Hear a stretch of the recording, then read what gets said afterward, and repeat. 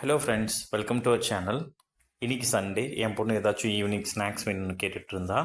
So வெளியில் வாங்குறதுக்கு பதிலாக எங்கள் அம்மாக்கிட்டேயே நாங்கள் தட்டை செய்ய சொல்லி கேட்டிருந்தோம். வாங்க எப்படி செஞ்சாங்கன்னு பார்க்கலாம்.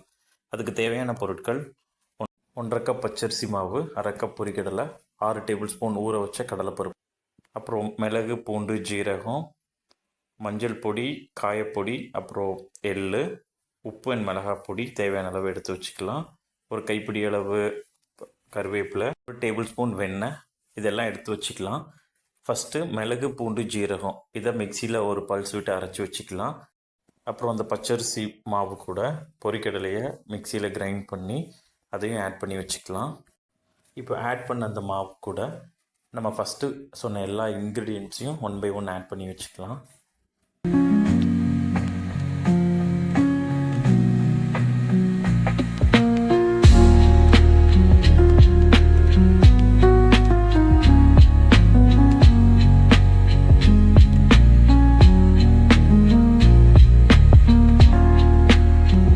பண்ணதுக்கப்புறமா கொஞ்சம் உப்பு சேர்த்ததுக்கப்புறமா அதையும் கிளறி விட்டுக்கலாம்.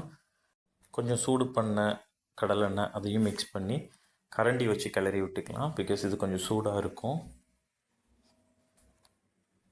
ஸோ இந்த மாதிரி கிளறி விட்டுட்டு அதுக்கப்புறமா தேவையான அளவு தண்ணி, ரொம்ப தண்ணி சேர்த்துற வேணாம், மாவு நல்ல கன்சிஸ்டன்சியில் வராது.